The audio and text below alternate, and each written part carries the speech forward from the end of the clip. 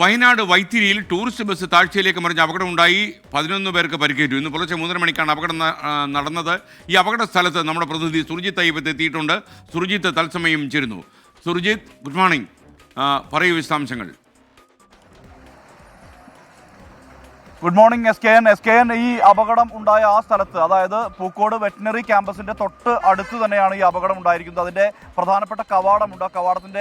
കവാടത്തോട് ചേർന്നാണ്. ഇത് കോഴിക്കോട്ടേക്ക് പോകുന്ന റോഡാണ്. വയനാട്ടിൽ നിന്ന് ഈ ബസ് കർണാടകയിലെ ടൂറിസ്റ്റ് ബസ്സാണിത്. ഈ ബസ് നേരെ പൊടുന്നനെ ഇവിടേക്ക് വന്ന് നേരെ പോയി പിന്നീട് മറിഞ്ഞ് ഒന്ന് തിരിഞ്ഞ ശേഷം വീണ്ടും അത് യഥാസ്ഥാനത്ത് വന്ന് നിൽക്കുന്നൊരവസ്ഥയാണ് ഉണ്ടായിട്ടുള്ളത്. ഈ KPS ഗവൺമെൻറ് സ്കൂളിലെ വിദ്യാർത്ഥികൾ, കർണാടകയിൽ നിന്നുള്ള വിദ്യാർത്ഥികളാണ്. അവർ ഉൾപ്പെടെയുള്ളവർ സഞ്ചരിച്ച ബസ്സാണിത്. ഇതിൽ 57 പേരാണ് ഉണ്ടായിരുന്നത്. അധ്യാപകരും ഒരു കുക്കും ഉൾപ്പെടെ 57 പേർ. 45 കുട്ടികളും ഉണ്ടായിരുന്നു എന്ന് പറയുന്നു.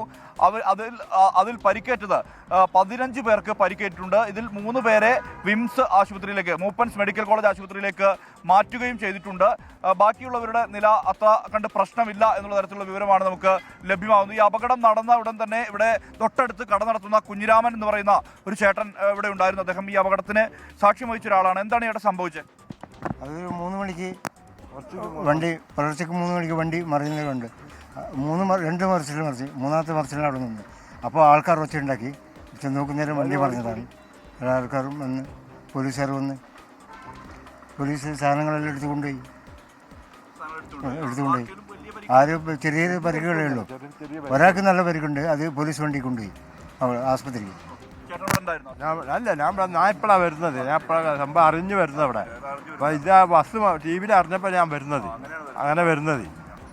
എന്തായാലും ഇദ്ദേഹം ഇവിടെ ഉണ്ടായിരുന്ന ആളാണ്. ഈ അപകടം നടന്ന ഒരു താഴ്ചയിലാണ്. തൊട്ടടുത്ത് പുഴ ഒഴുകുന്നുണ്ട്. ആ പുഴ ഒഴുകുന്നതിന് അടുത്തേക്കാണ് ഇത് മറിഞ്ഞ് വീണിരിക്കുന്നത്. നേരെ പൊടുന്നനെ എത്തി. അതിനുശേഷം ഇവിടെ ഒരു കല്ലിൻ്റെ ഒരു ഭിത്തിയുണ്ട്. ആ ഭിത്തിയും കവച്ച് ഈ വാഹനം നേരെ എത്തി. അത് അപ്പുറത്തേക്ക് മറിയുകയാണ് ഉണ്ടായിട്ടുള്ളത്. അവിടെ ഒരു മരമെല്ലാം തന്നെ ഇതിന് അടുത്തുണ്ട്. പക്ഷേ അതിനെല്ലാം തന്നെ അതിനപ്പുറത്തേക്ക് ആണ് ഇത് മറിഞ്ഞിരിക്കുന്നത്. നേരെ തിരിഞ്ഞ് അത് യഥാസ്ഥാനത്ത് വന്നു നിൽക്കുന്ന ഒരവസ്ഥയാണ് ഉണ്ടായത്. അതുകൊണ്ട് തന്നെ വലിയ രീതിയിൽ അപകടത്തിൻ്റെ വ്യാപ്തി കുറഞ്ഞു എന്ന് വേണം പറയാൻ. അപ്പോൾ തന്നെ ഇവിടെ നിന്നും ഹൈവേ പോലീസും ഒപ്പം ഹൈവേ പോലീസ് ഈ മേഖലയിൽ ഉണ്ടായിരുന്നു. അവരെത്തി. അതിനുശേഷം നാട്ടുകാരെത്തി.